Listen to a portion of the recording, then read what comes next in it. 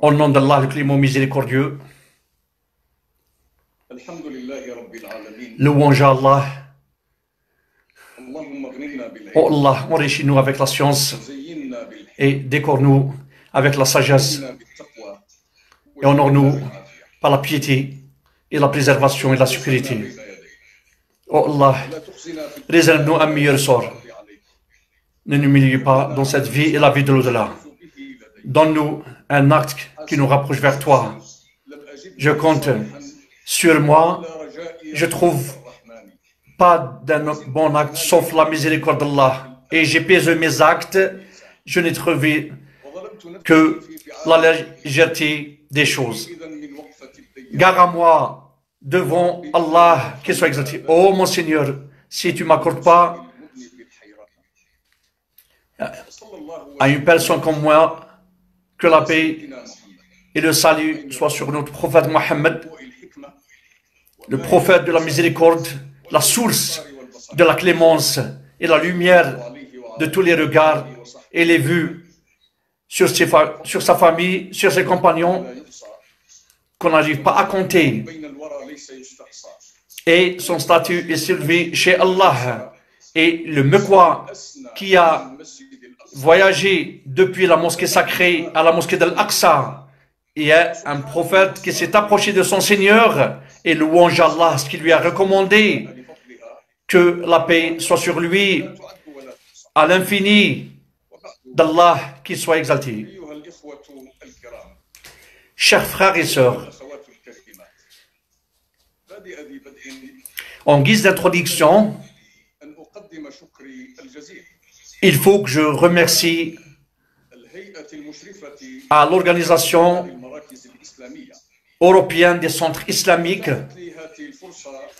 qui m'a permis cette occasion afin de prendre part avec vous.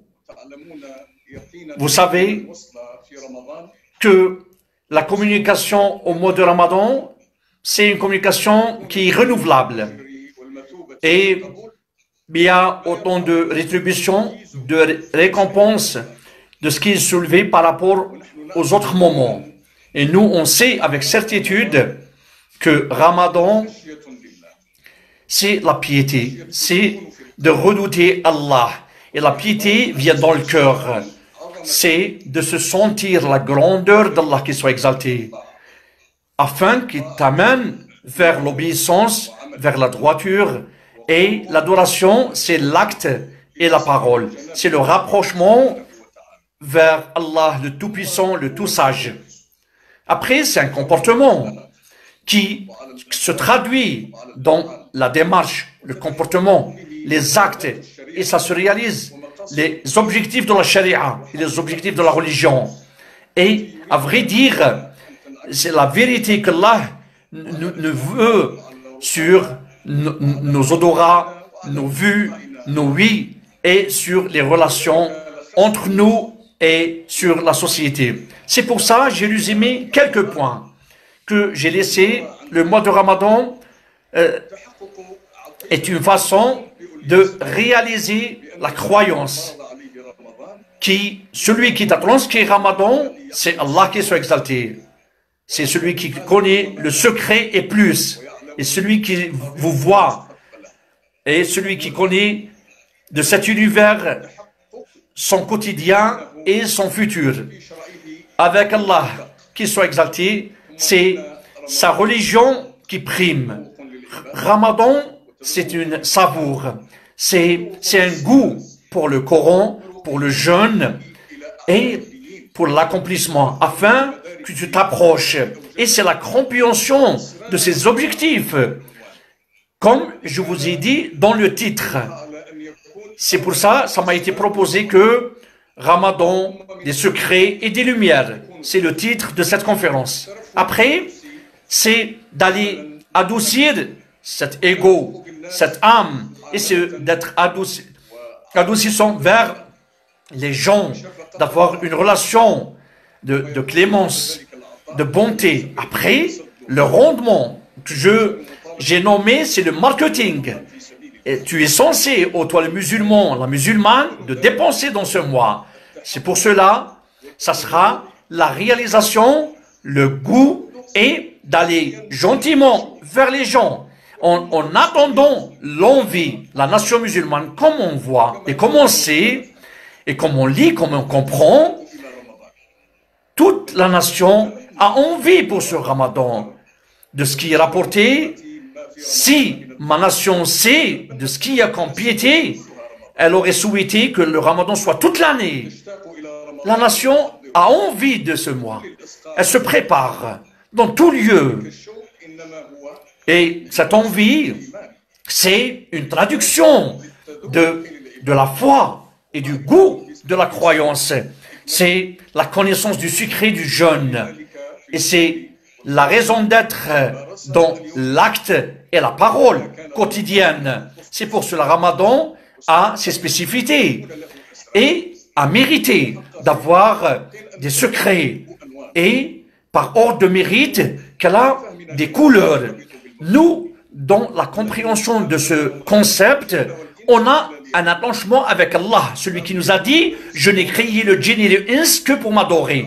Je n'ai pas besoin de la nourriture. » Donc Allah, quand il a dit à ses anges « Je vais créer un être humain d'un état argileux », mais la fin de cette création, c'est pas du hasard, c'est pas à l'improviste, mais c'est une organisation, c'est par ordre dans la volonté d'Allah qui soit exalté. Celui qui a laissé l'être humain une créature pour m'adorer. Il a dit pour m'adorer. Et comme c'est montré dans la charia et dans la parole divine, il n'était recommandé que pour m'adorer Allah en sincérité et d'accomplir la prière et de s'acquitter de l'aumône. Et c'est ça la religion authentique, véridique. C'est de tolérance, c'est authentifié, c'est là où il y a la vénération à Allah, sincère à lui. Et le rapprochement, ce sera un rapprochement réel, véritable. Et de comprendre ces règles de ce qui nous a transcrit, c'est qui mène l'être humain à être conscient de cette relation et en plein rapprochement d'Allah. Allah nous a donné de ses bienfaits démesurés, innombrables. Il dit, de ce que vous avez comme bien, ça vient d'Allah. Donc, les bienfaits sont multiples. Premièrement, c'est le bienfait de l'existence. Allah nous a créés de nulle part. On est là, sur terre. Donc, l'existence de l'être humain, c'est un grand signe d'Allah qui soit exalté. Allah nous a donné ce bienfait sur l'être humain, sur l'humanité, par sa miséricorde qu'il a laissé d'un comportement exemplaire. Il a laissé la meilleure de ses créatures. Nous avons honoré l'être humain, on l'a pris sur mer et sur terre, on leur a donné et on les a favorisés par rapport à ce que nous avons créé. Donc l'être humain est favorable et doté d'une faveur par rapport aux autres créatures. Allah lui a laissé les autres créatures à sa disposition, à son service. Des animaux, des plantes, des cieux, de la terre, des océans, et du poisson, et par la création d'Allah qui soit exalté, que l'être humain voit que c'est la création d'Allah, la perfection. Quand il avait existé, il lui a mis tout ça à sa disposition, sans qu'il s'épuise, sans force de lui, de l'être humain. Allah, qui soit exalté, c'est lui qui détient ce monde, cet univers, qui est celui qui sait le secret et plus, et il sait toutes ces créatures, dans ces endroits, et dans ces lieux, et l'éloignement de ces distances. Quand l'être humain est sur terre, il a été au paradis. Allah l'a recommandé, il l'a décommandé. Il a recommandé de manger de tous ces bienfaits. Il dit, habite-toi, toi et ta femme, dans le paradis, et mangez tout ce que vous voulez, sauf, il ne faut pas approcher de cet arbre, et vous serez parmi les injustes. Donc, il lui recommande de ce qui lui convient, de ce qui permet la continuité de sa raison d'être. Mais il le décommande de certaines choses. Donc, le Satan vient le baratiner. Et il lui a décoré son acte, et le Coran est clair dans ça. Et quand Allah voulait chasser l'être humain du paradis, c'est une expérience d'Adam. C'est la première expérience avec le péché, avec la désobéissance. Allah l'a recommandé et l'a décommandé. Et on voit l'être humain comme l'interdit est toujours acceptable. Et le Satan lui dit, tu manges de cet arbre, tu seras parmi les éternels. Et ils l'ont mangé, donc ils étaient démasqués d'une idée. Donc ils ont commencé à se cacher par les feuilles du paradis. Ici, il y a l'ordre divin qui vient. Allah dit, descendez du paradis. Et ça, c'est un discours pour Adam et Ève. Et avec le Satan aussi, entre autres. Il dit, descendez du paradis et vous serez des ennemis. Et vous, sur terre, vous avez un rendez-vous, un ultimatum. Et ça nous donne une idée sur l'urbanisation, sur l'accomplissement sur terre. Quand Allah a voulu descendre l'être humain afin d'accomplir cet univers, ce globe terrestre, Allah a annoncé à ses anges il dit, je vais laisser un être humain comme un successeur sur terre. Mais l'examen dans le choix entre l'interdit et le permis de laisser et de s'abstenir, c'était une question qu'Allah a laissée afin de donner un exemple pour les êtres humains, afin qu'on soit organisé sur terre. Et elle détecte la vraie raison d'être sur terre et de faire la distinction entre l'illicite et entre le décommandable et le blâmable. Et il dit pour la volonté d'Allah. Mais en contrepartie, cette urbanisation, il voulait lui réaliser la foi. Et il dit dans les mêmes versets du surat la Vache, Allah dit, descendez tous, soit vous aurez ma guidance. Et celui qui suit ma guidance, ils n'ont pas peur. Et ils ne seront jamais tristes. Et ceux qui ont mécru, et c'est ceux-là les gens de l'enfer, et ils seront éternels. Allah nous a montré, l'être humain est censé à opter pour un choix. Il lui demandait d'être celui qui est rempli sur terre et de la foi. Et c'est pas possible que le remplissage sur terre et c'est pas possible que la foi soit stable sans l'urbanisation et sans le remplissage sur terre. Donc, la foi, c'est si tu fais pas revivre ta religion, celui qui veut cette vie basse sans religion, et il est mort.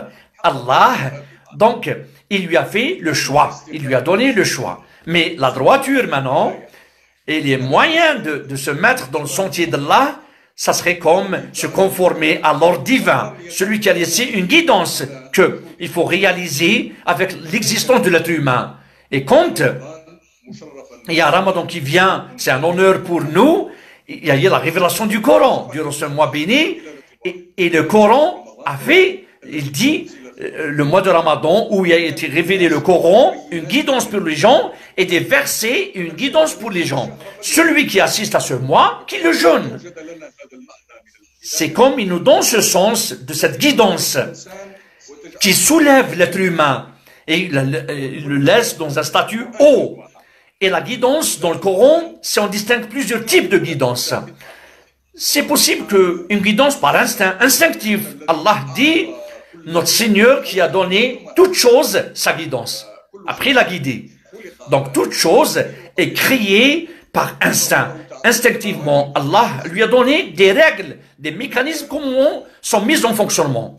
Et il y a une guidance dans le sens qu'une preuve, un appel à quelque chose. Et on vous a laissé des prédicateurs et des imams afin qu'ils guident avec notre guidance.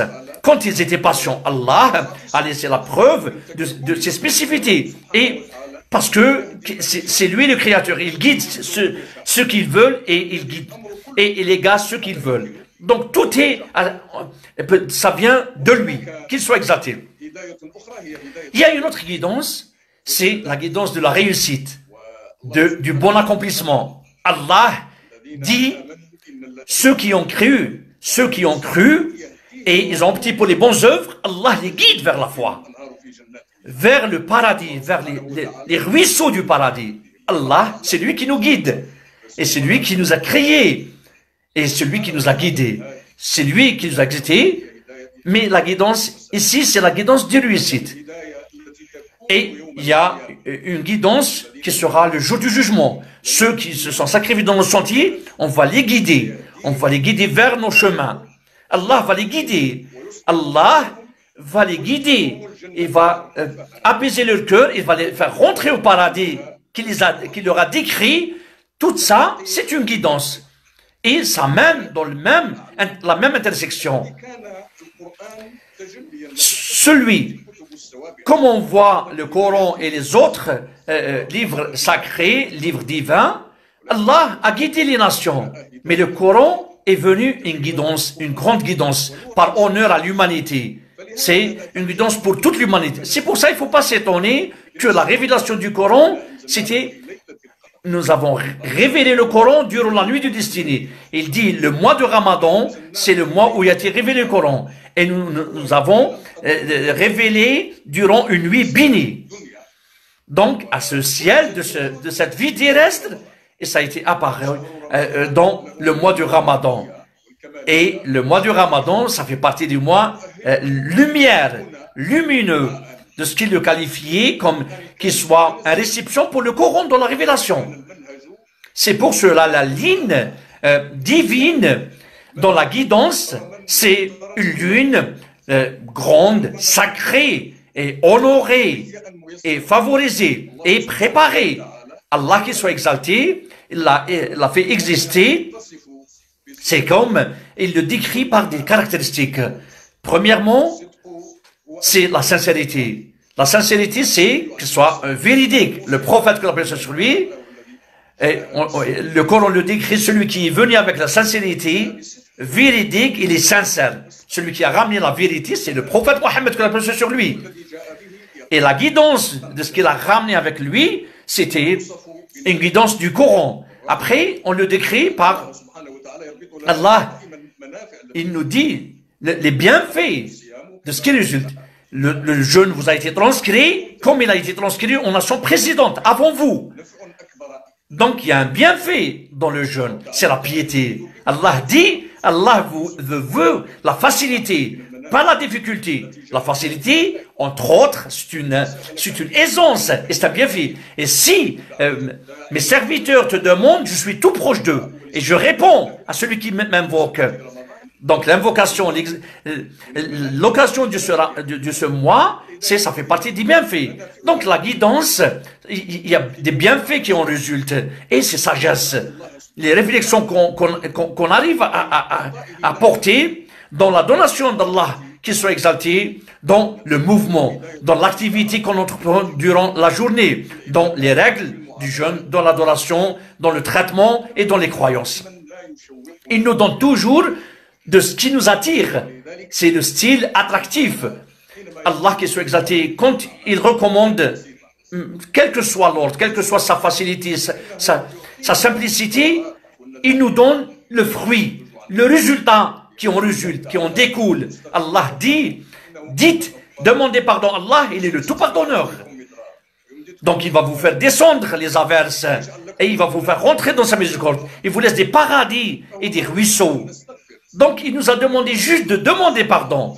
Mais le résultat de ce qui résulte, c'est le pardon. On acquiert le pardon d'Allah. C'est des donations matérielles et morales. Allah qui soit exalté, donc, nous a préparé afin de nous attirer, de nous inciter. Quand il nous recommande la prière, il dit la prière décommande commande le bien et décommande le blâmable. Et Allah sait ce que vous faites. Donc la prière, le fruit de la prière, c'est la tête de l'adoration. Et c'est le pilier, la colonne vertébrale de la religion. Et c'est le meilleur moyen pour s'approcher à Allah. Comme Shawqi dit dans ses vers poétiques, si ça sert à rien, ça fait partie des bonnes habitudes. C'est un sport, des exercices, mouvements physiques. Et les membres sont habitués, les jeunes et les personnes âgées, ils sont détenteurs de la vérité et elle leur a appris de se réveiller matinal. Donc, parmi la sagesse de la prière, quand Allah nous a recommandé la prière, Attention, si vous croyez qu'il n'y a pas de bienfait, non, elle te recommande le bien, elle te décommande le blâmable, n'est-ce pas? Et elle te renforce dans ses mouvements, dans ses actions, et elle te laisse dans la droiture, sur le droit chemin. Et tu vas te conformer à l'ordre divin, dans toutes choses, grandes ou petites. Et aussi, pour la zakat, l'aumône, Allah dit, prends aux prophètes, prends de leur argent, une aumône, afin qu'elle les purifie. Et tu fais les prières sur eux. Donc, l'aumône est une donation. C'est qu'on donne aux pauvres, aux nécessiteux, aux gens qui en ont besoin. Et pour toutes ces catégories de la zakat. Donc, elle réalise une chose, l'aumône. Mais, elle réalise à qui on donne la zakat. Celui qui donne aussi tire un bienfait. Le donneur, le donateur, Allah dit à son prophète, prends de leur argent, afin que cet aumône va les purifier, va purifier leur corps, va purifier leur argent, leur situation et leur relation avec les pauvres et les nécessiteux. Donc, il faut qu'il y ait cette relation de clémence, de miséricorde, parce que le pauvre souffre tout au long de l'année, voire toute sa vie. Une fois qu'il reçoit, qu'il perçoit quelque chose du riche, ça va apaiser son cœur. Sinon, le contraire, il aura plein de haine contre ce riche, cette personne riche. Donc, il voulait sécuriser le pauvre. La sécurité du riche, ça sera une cause de sa stabilité spirituelle et de prendre part dans les bonnes œuvres. Après, la sécurité du côté de tout mal qui lui parvient. Donc, s'il donne, donc l'œil a honte de l'autre œil. C'est pas possible que on peut pas refouler quelqu'un qui nous donne. On ne tente pas la main. Allah dit, prends de leur argent.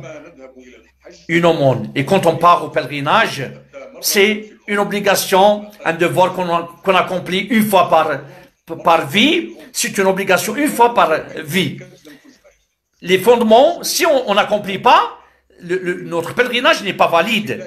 C'est pour ça, Allah, quand il nous a recommandé le pèlerinage, et toute l'humanité, ça a commencé par Abraham, que la paix soit sur lui, il dit, appelle les gens au pèlerinage. Ils viennent de tous bords. En marchant sur des moyens de locomotion, mais la venue, c'est pas seulement pour le tourisme, ou pour être présent, ou pour accomplir quelques mouvements. Non, c'est une raison pour des bienfaits. Allah dit qu'il assiste à des bienfaits. Ils invoquent Allah, le Tout-Puissant, de ce qu'il leur a donné, des bêtes, du bétail. Donc le pèlerinage a une multitude de bienfaits. On peut les savoir. Donc, tu les as regroupés. Oh Allah, louange à toi. Tu as regroupé les pèlerins sur Arafat et tu les as ramenés de tous bords et ils sont unis. Ils sont à même pied d'égalité. Il n'y a pas de progéniture, il n'y a pas de statut social. Ils sont unis. Allah a regroupé la nation. C'est un congrès annuel chaque année, un congrès mondial des cœurs apaisés, à unifier la nation sur un seul mot d'ordre et qu'elle vénère un seul Dieu. Donc, le pèlerinage, c'est pourquoi? C'est pour des bienfaits. Quand on arrive au jeûne, c'est, comme le titre l'indique, des secrets et des lumières. Il faut porter quelques réflexions. Le jeûne aussi, Allah a commencé, ô vous qui croyez, le jeûne vous a été transcrit, comme il a été transcrit aux nations précédentes. Seriez-vous pieux? Donc, il a commencé par un appel. C'est un appel pour les croyants, ceux qui ont cru, ceux qui ont la certitude, la conviction. C'est lui qui nous a transcrit le jeûne et les autres devoirs. Et il nous a fait descendre le Coran. Et il nous a guidés. C'est lui, le Tout-Puissant, le Tout-Savant de ce qui se passe. Donc, il ne sait pas alors que c'est lui le Créateur. C'est lui, le Tout-Sage. ici de ce qui se passe chez nous. Donc, on veut donner toujours les causes, de tirer des réflexions, afin de tirer des enseignements et des leçons. Et on essaye d'évoluer de ce qui est le pourquoi de la chose, le culte. Pourquoi le jeûne? Ça nous donne un objectif, un aperçu sur la charia. C'est la charia qui nous donne la conviction, la certitude. Le fait de connaître, de détecter la sagesse, ça nous rajoute la conviction sur notre conviction. Donc, c'est pas une condition de savoir la sagesse, afin de croire à Allah. Non, il faut croire à Allah et qu'on soit des fidèles, de se conformer en soumission, en s'approchant vers son adoration, sa vénération, et par amour à lui. Parce que nous avons cru. Et parmi les conditions de la foi, c'est de croire au monde invisible, que Allah nous a recommandé de croire au monde invisible, de monde inapparent. Nous existons. Il dit, je les ai témoignés dans leur création et j'ai pas pris d'associer. Le jour où il a créé les cieux et la terre, il a créé ses existences, ses créatures sur terre, d'autres dans l'univers. Nous, on n'était pas là. Et il les a créés, il nous a informés. Et à partir de... Donc, c'est pas possible d'acquérir ou de concevoir, parce que la raison a des limites dans ses réflexions. On ne peut pas détecter tout, on ne peut pas savoir tout. Notre raison est limitée. Et donc, pourquoi on l'appelle la raison une raison? C'est parce que on va détecter, on va faire la part des choses. On va prendre, distinguer le mal et le bien.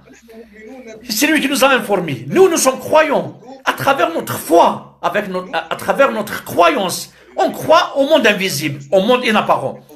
Allah a commencé le verset de la vache, ce livre, une guidance pour les pieux. Ceux qui croient au monde invisible. Donc, la première croyance et la relation avec Allah subhanahu wa ta'ala, c'est ceux qui croient. Après, il a dit, ils accomplissent la prière, ils s'acquittent de la zakat. Donc, c'est Allah, on croit à lui.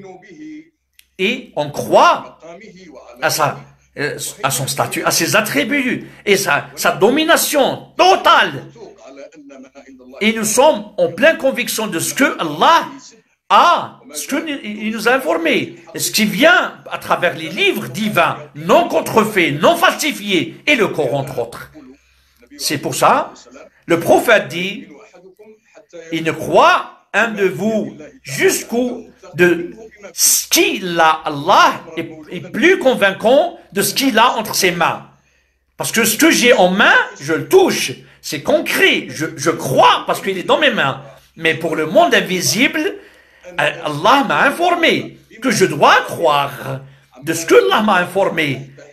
Même si j'ai pas son toucher, il n'est pas entre mes mains. Même si je le vois pas, moi je suis convaincu de ce qui existe chez Allah. C'est ça la croyance au monde invisible, au monde inapparent. Abraham, que la paix soit sur lui et sur tous les prophètes, nous donne l'exemple dans le Coran. Il dit, oh Allah, montre-moi comment tu fais renaître les morts. Et il dit, t'as pas cru?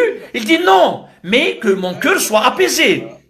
Donc c'est un verset qui a porté des réflexions pour les savants, le Ghazi, et la plupart d'entre eux, ils disent que Abraham, que la paix soit sur lui, il n'a demandé à Allah que c'est pas sur la véritable création, est-ce qu'il crée ou pas. Non, il a demandé juste comment.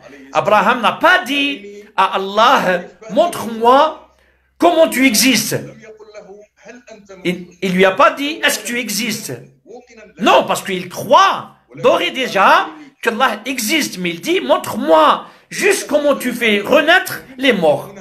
Quand il lui dit, t'as pas cru? S'il dit oui, il serait non. Il dit non, c'est pas ça.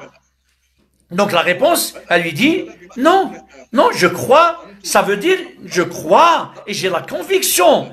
Et il dit, mais je voudrais que mon cœur soit apaisé. Et l'apaisement du cœur, c'est la tranquillité, c'est d'avoir les pieds sur terre, la tête sur les épaules. Allah lui a donné. Il dit, prends 4 parties des pigeons, je sac sommet, après tu les appelles, ils viennent vers toi. Allah lui a donné l'astuce, il lui a donné les outils de ce miracle qui n'ont pas à d'autres êtres humains, afin que son cœur effectivement soit apaisé, afin qu'il soit croyant de sa croyance, de pas sa croyance. Donc la conviction qui ouvre les lumières et la vue et la raison, afin que son cœur soit... Chaque culte qu'on connaît, ses secrets, sa sagesse, ses réflexions, pourquoi?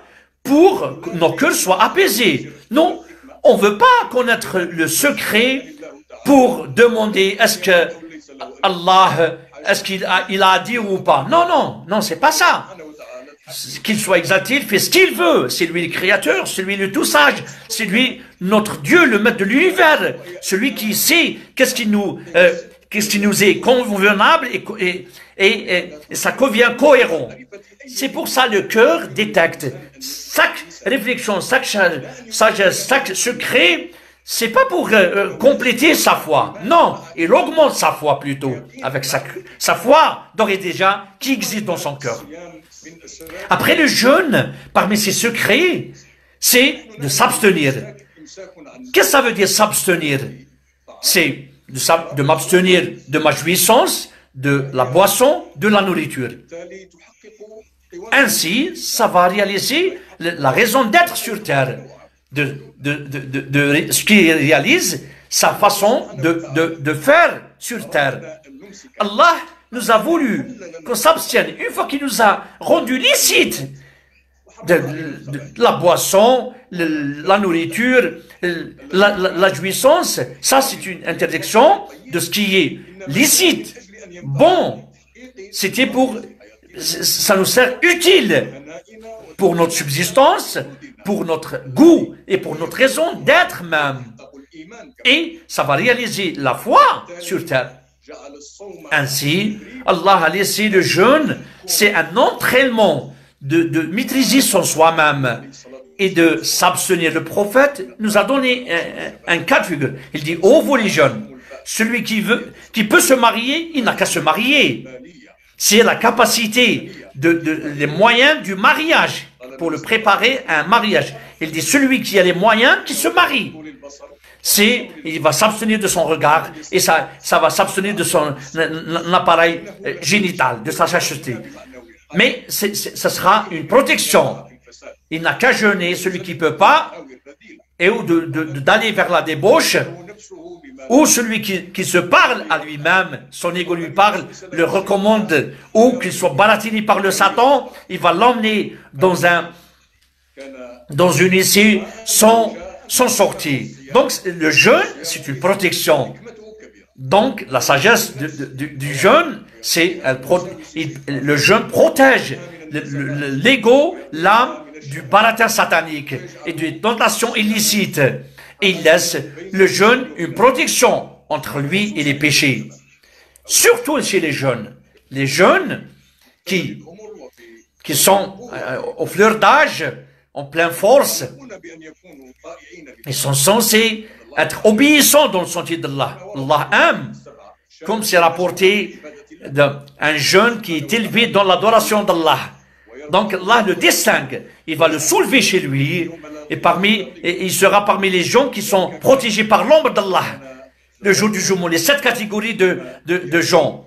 Donc, Allah a voulu conditionner l'instinct de l'être humain. Et le jeûne est attaché à un culte. C'est un culte recommandé par Allah. Là, on récite le Coran, et il y a auparavant le culte, le jeûne a son allure, son ampleur, c'est la piété. Et le jeûne et le Coran sont les inséparables. Le prophète dit, le Coran et le jeûne, ils seront des intercesseurs pour l'être humain. Le jeûne, il va dire, oh Allah, à cause de moi, il s'est abstenu de sa jouissance. Et le Coran lui dit, je l'ai empêché de son sommeil. Donc, ils seront des intercesseurs le jour du jugement. Donc, c'est les deux inséparables, le jeûne et le Coran. Donc, qui donne à cette obligation, à ce devoir, parce que le jeûne, c'est de s'abstenir. L'abstinence, c'est comme le prophète. Quand on a posé la question à Marie, à sa population, elle dit, oh Marie, qu'est-ce que t'as? C'est honteux ce que tu as fait. Ton père n'était pas une mauvaise personne, ni ta maman. Donc, elle a parlé. J'ai dit, je m'abstiens de vous parler. Je ne parle pas à aucun être humain. Donc, elle s'est abstenue. Donc, ici, ça vient le sens de comme le jeûneur s'abstient du manger. Donc, le fait de s'abstenir, c'est de se retenir de quelque chose. C'est de se retenir. Et le Coran, aussi, il y a de s'abstenir des péchés. Allah l'a laissé une cause pour la piété, pour la crainte d'Allah, pour redouter Allah. Celui qui a le cœur plein du Coran, il va trembler de la peur d'Allah. Allah dit, nous avons descendre. Si on a fait descendre ce Coran sur la montagne, elle serait dissoute par crainte d'Allah, parce que c'est une grande cause. Le jeûne est une cause, ainsi que le Coran, ce sera deux causes pour l'être humain qui soit pieux, en rapprochement à Allah subhanahu wa ta'ala et en conformité avec les règles divines. Après, il y a de s'abstenir du manger, de la boisson et de ce qui suit, des tentations. Ça, c'est une caractéristique qui existe chez les anges. Comme nous avons fait allusion avec nos frères, Allah a laissé cette abstinence, un soulèvement de l'être humain, il s'approche. Les anges ne mangent pas, ne boivent pas, ils ne dorment pas, et ils n'ont pas la jouissance comme l'être humain. Donc Allah les a décrits ainsi afin de réaliser la vraie vénération à Allah. C'est ceux-là qui reconnaissent la divinité à Allah. Allah est témoin, et les prophètes et les anges, qu'il est le Seigneur. Donc les anges ont un rôle. Ils obéissent à Allah, ils sont obéissants.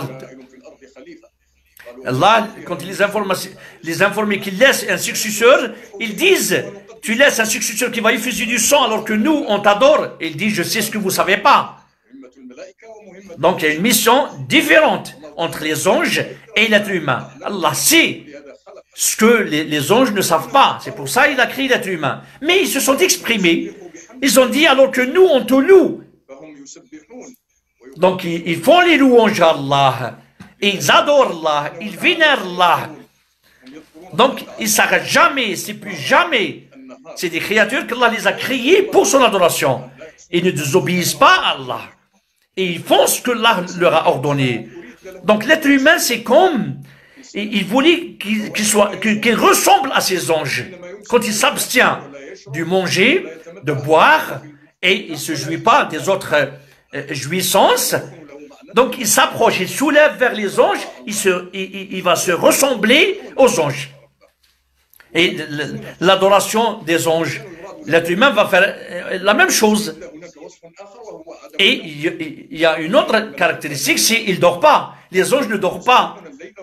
Parce qu'ils font les louanges à Allah, jour et nuit. Et c'est plus jamais, ils ne s'arrêtent jamais. C'est pour ça, l'être humain, quand il fait la prière de nuit, et il lit le Coran, il s'approche vers Allah subhanahu wa ta'ala, dans son coin, il invoque Allah subhanahu wa ta'ala, il fait des louanges, il pleure, il verse des larmes. À ce moment-là, il s'est ressemblé effectivement, d'une façon partielle, des anges. Mais s'il reste toute la nuit, imaginez, le prophète que l'on peut sur lui nous a recommandé d'avoir l'équilibre, la part des choses. De ne pas être, en s'approchant de ce qui est la cause dans son épuisement, dans sa fatigue, et de son incapacité de réaliser la volonté d'Allah chez lui. C'est pour ça, cette ressemblance, c'est un soulèvement de l'être humain vers les anges. Allah, qui soit exalté, a réalisé à l'être humain son objectif ultime. Nous, on mange le licite durant toute l'année. Après, il nous a recommandé de laisser. Il nous a ordonné, parce que c'est le test, c'est l'examen, de laisser 1 mois par année. Et qu'est-ce qu'on dira de la débauche et de l'illicite?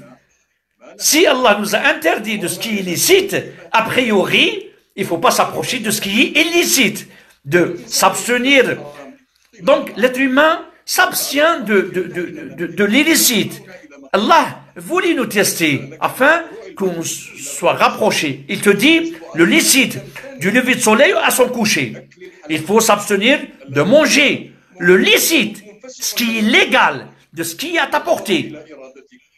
Donc, on va voir ta volonté, à ta capacité de résistance. Par instinct, tu trouves devant toi la nourriture, la boisson devant toi. Mais tu touches pas, parce que tu as peur d'Allah, qui soit exalté, qui t'a ordonné du lever de soleil à son coucher, durant tout le mois du Ramadan. Donc ça, Allah. Donc c'était une cause de rapprochement et de notre soulèvement vers Allah, qui soit exalté. Au coucher, tu as laissé le licite. Après, durant toute l'année, tu as laissé l'illicite. Et durant le mois de Ramadan, tu as laissé le licite.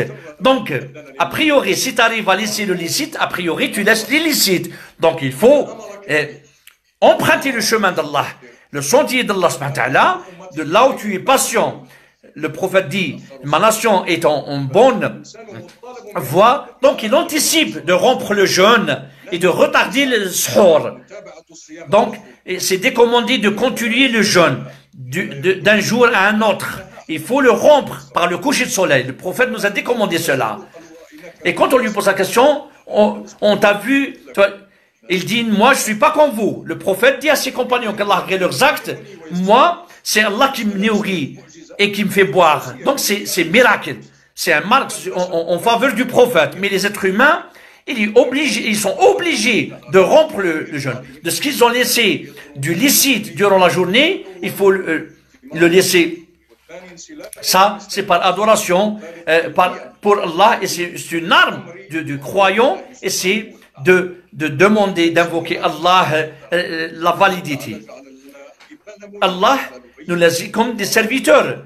Le licite est bien, et voyons, et l'illicite est voyons. Donc, on est obligé de se recommander aux ordres divins. Et si on le recommande de s'abstenir de licite ou de laisser des points confus, la confusion, il dit le licite est connu et l'illicite est connu. Mais il y a une zone de confusion. Donc celui qui c'est comme le berger qui ramène son troupeau dans des terres qui ne lui appartiennent pas, et ça c'est une confusion. Omar ibn al-Khattab, il dit, on a laissé le licite par peur qu'on tombe dans le licite. Donc ça, c'est un ordre très important pour la nation, pour se soulever et pour y aller vers le chemin d'Allah. Le licite existe. Allah dit, mangez de ce qu'on vous a permis. Donc, c'est à notre disposition, à notre portée. Il y a une autre chose, parmi les secrets et les lumières du jeûne, c'est la purification de l'objectif, de l'intention.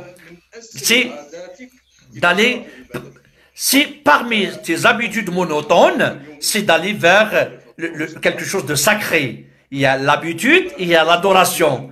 Si tu passes de tes habitudes, après tu bois, après une soif, tes habitudes c'est quoi en dehors du Ramadan? C'est de prendre ton petit déjeuner, t'as ton dîner, t'as ton souper. Ça c'est des habitudes monotones chaque jour durant toute l'année. Et ils sont attachés, ils ne peuvent pas s'en passer. C'est une habitude, c'est une monotonie qu'ils suivent durant toute l'année. Mais dans cet état de cause, durant le mois de Ramadan, c'est un ordre divin, c'est de casser cette monotonie. Et l'être humain se conforme à l'ordre divin. Tu m'as recommandé, je suis. Et tu m'as décommandé cela, je m'abstiens.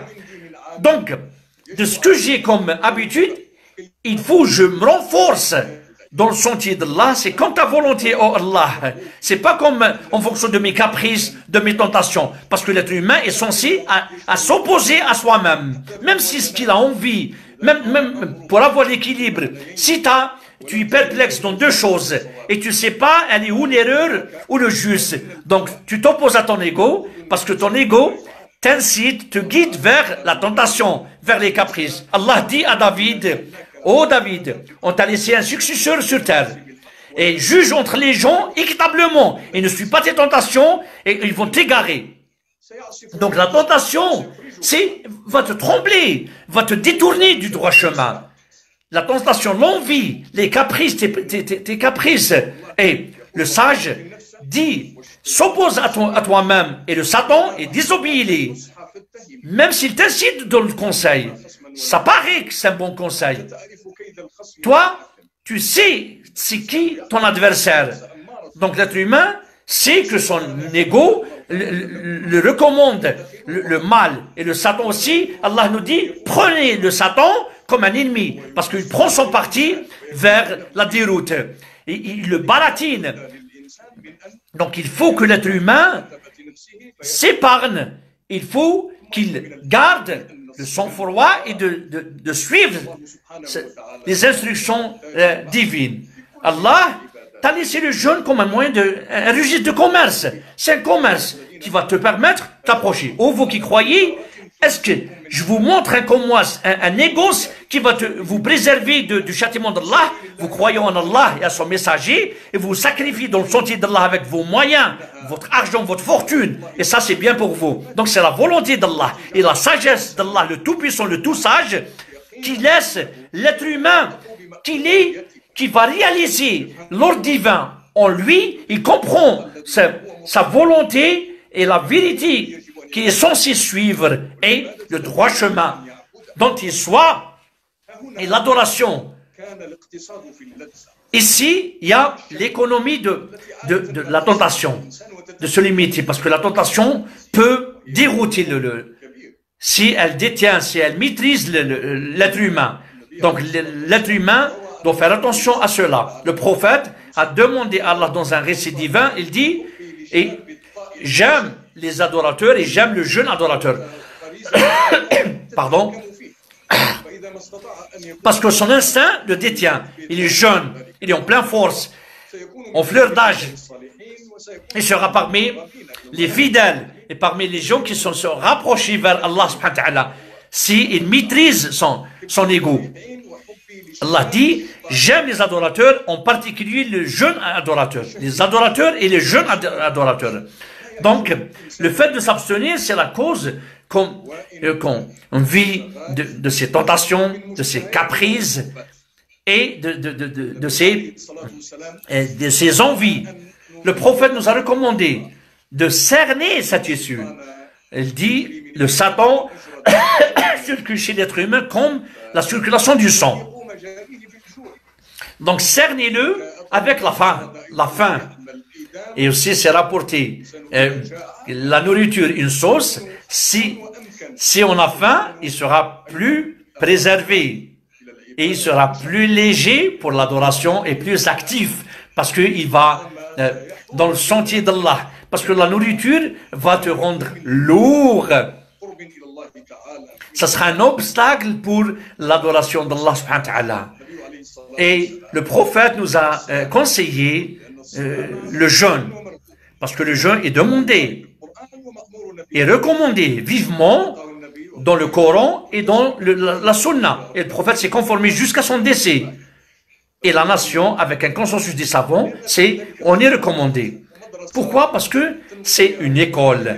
C'est pour la netteté, pour la perfection, pour la propreté, pour l'hygiène, pour la purification. C'est pour ça, il dit, l'estomac est la demeure de tout mal. Et le régime, c'est tout autre, c'est à son opposé. Le régime, c'est de s'abstenir. Le jeûne est un régime. C'est de s'abstenir de la nourriture à l'abandon, à outrance. Le prophète, que l'on appelle sur lui, dit, il n'y a rien qui remplit l'être humain comme son ventre. Il se contente de quelques bouchées de main afin qu'il se renforce.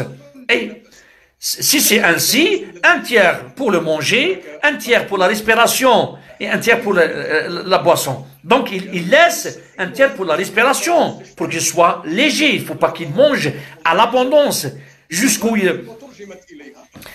Et ce qui a été traduit dans plusieurs langues pour la volonté d'Allah, c'est de réaliser ce que le prophète, il avait ce sens de ces preuves qui nous parviennent à être utiles à nos égaux. Oh, toi mon fils, je te donne mon conseil. Fais-le en pratique. Ce sera une ordonnance d'un médecin. Il ne faut pas manger, il ne faut pas boire à outrance.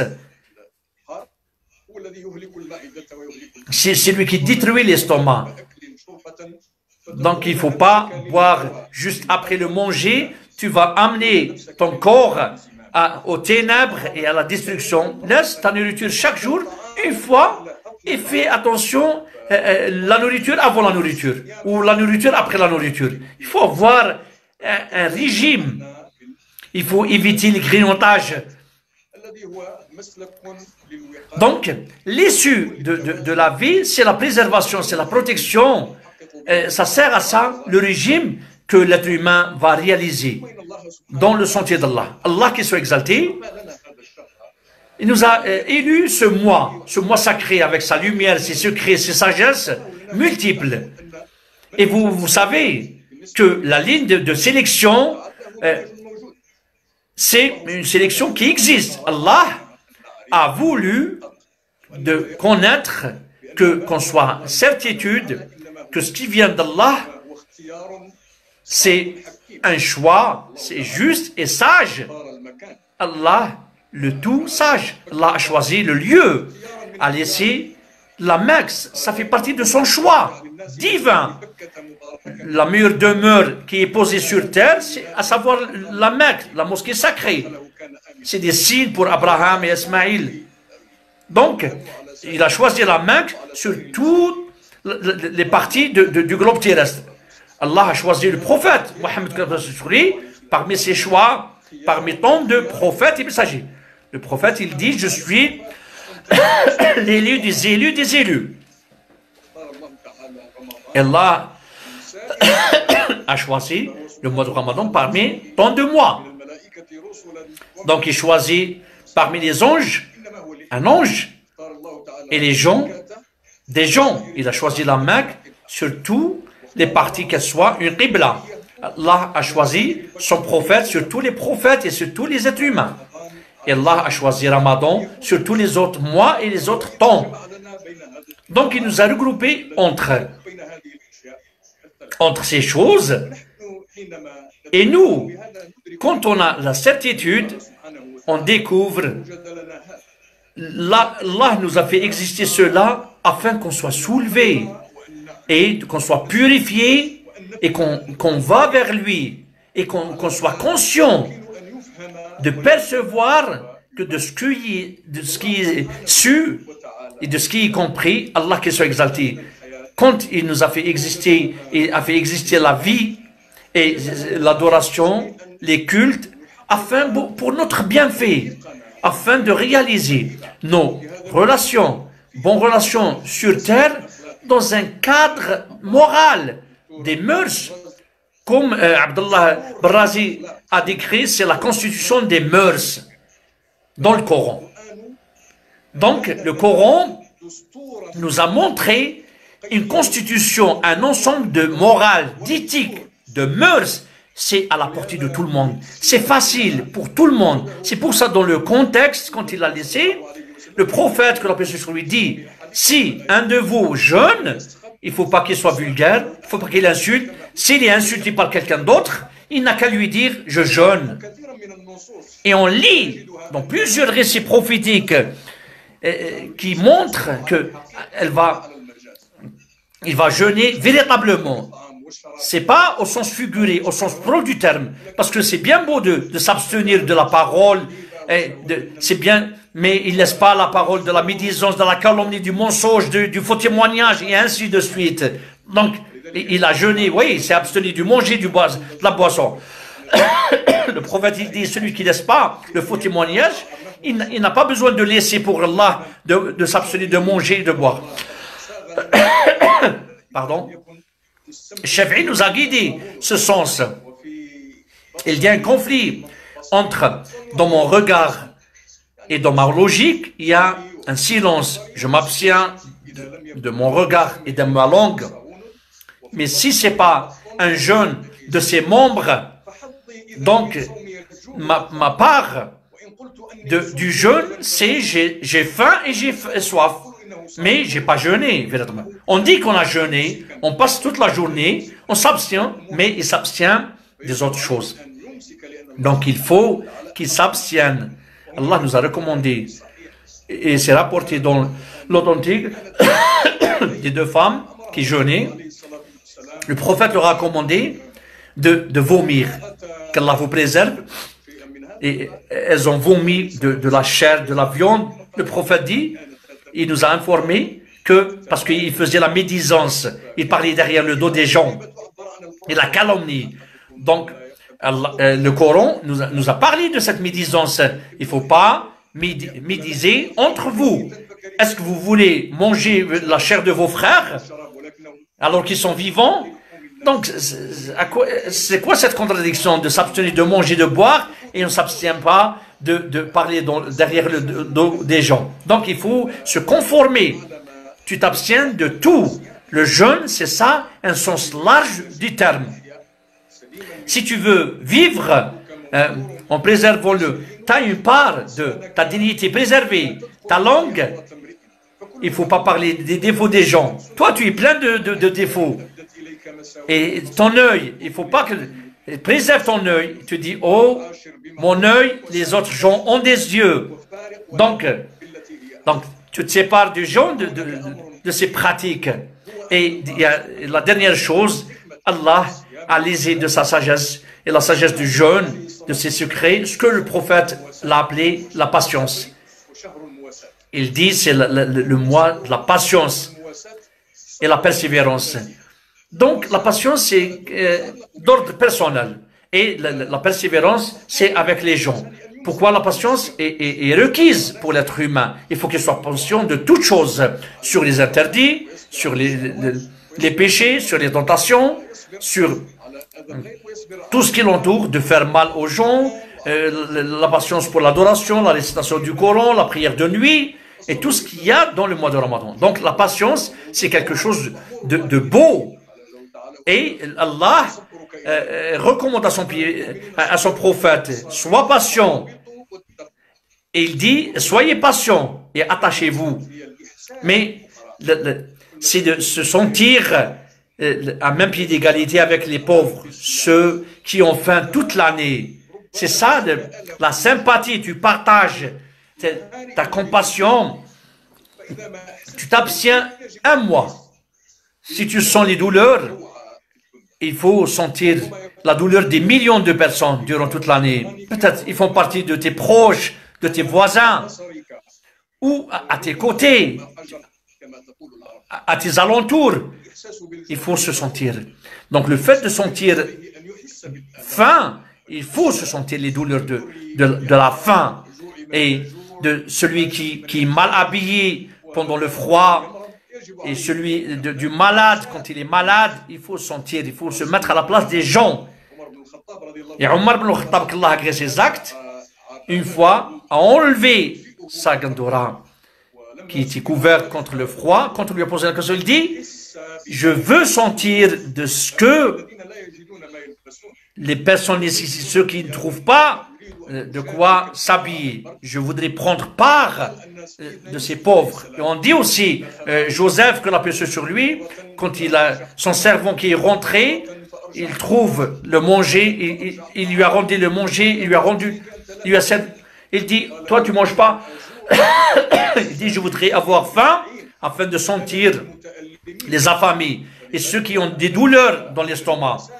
Donc il faut partager avec les pauvres. Et nous, durant cette année, on vit avec cette pandémie, cette grande pandémie du Covid-19 qui a rendu le monde perplexe, toute l'humanité. Les gens Il y a des pauvres, il y a des nécessiteux, il y a des malades. Il faut réaliser, parmi les secrets du Ramadan, c'est de réaliser de ce qui nous laisse solidaires, une seule main, unis. Il faut traiter, il faut y aller chez les pauvres, les nécessiteux, de partager le boucher. Et enfin, le Ramadan est la cause du rapprochement, de raccourcir, de prendre des raccourcis. C'est la cause du pardon des péchés. Et c'est de soulever le statut. Et c'est l'union de la nation. C'est la cause de sa solidarité. Vous, la communauté musulmane en Europe et un peu partout dans le monde, dans les centres islamiques, il faut laisser ce Ramadan une opportunité pour donner la belle image de l'islam, qui est une religion de tolérance, du pardon, de clémence, de la douceur. Nous sommes censés à présenter cela. Et vous êtes responsables, vous êtes porteurs des messages. Allah, qu'il soit exalté, vous a choisi. Vous choisi pour que vous soyez des ambassadeurs. Un des savants dit, l'un d'eux dit d'invoquer Allah. Il dit, j'invoque Allah, je prie Allah que tu sois pieux. C'est la tête de toute chose. Mais qu'il t'aide de là où tu es. Allah vous a permis de vivre dans ces pays non musulmans. Vous êtes des ambassadeurs. Par obéissance à Allah, vous représentez l'islam et vous faites l'appel avec la sagesse et avec la bonne parole, avec le bon comportement afin de donner cette belle image, l'image lumineuse de l'islam concrétisée par le prophète que l'on appelle sur lui et les compagnons qui sont venus par la suite et dans tout lieu et dans tout temps. J'invoque Allah le Tout-Puissant qui nous guide ainsi que vous-même pour le bien et qui nous adoucisse, qui nous prépare de notre ordre une facilité. Oh Allah, on t'invoque de soulever cette pandémie sur la nation musulmane et sur la nation humaine, toute l'humanité. Oh Allah, laisse notre futur un futur sécurisé, plein de bonheur, plein de joie. Oh Allah, on t'invoque. Oh Allah, notre Seigneur, on t'invoque de laisser ces centres islamiques des centres lumineux pour toute l'humanité et ceux qui détiennent. Et cette organisation qui est la cause de notre contact avec vous, de notre communication, qu'elle soit utile, bien faite et qu'elle la rend utile et que réaliser les objectifs de la religion, qu'il nous laisse parmi les gens qu'il a accepté chez lui dans cette vie et la vie de l'autre. Oh notre Seigneur, notre expérience, notre espoir, oh la développement de la situation. Je me plains de ma faiblesse. Oh Allah, je me plains de mon hésitation. Oh Allah, je donne ma main, il ne faut pas la rendre vide, bredouille. Oh Allah, je soulève mes mains et que la paix et la bénédiction sur tous les prophètes et sur le prophète Mohammed, qu'Allah accepte de vous et valide votre jeûne et chaque année que vous soyez bien et en bonté et que la paix soit sur notre prophète Mohammed. À la fin de cette conférence, on présente nos sincères remerciements pour notre cheikh au nom de l'Organisation européenne des centres islamiques, le cheikh Mihajrizian et ceux qui ont aidé à la diffusion de ce live. Merci, cheikh, d'avoir répondu à notre appel et pour cette conférence qui nous a donné. Qu'Allah bénisse ses efforts, qu'Allah donne la sincérité à lui, à nous-mêmes, qu'Allah accepte de nous et de vous les bons actes. Merci à vous. Merci à vous.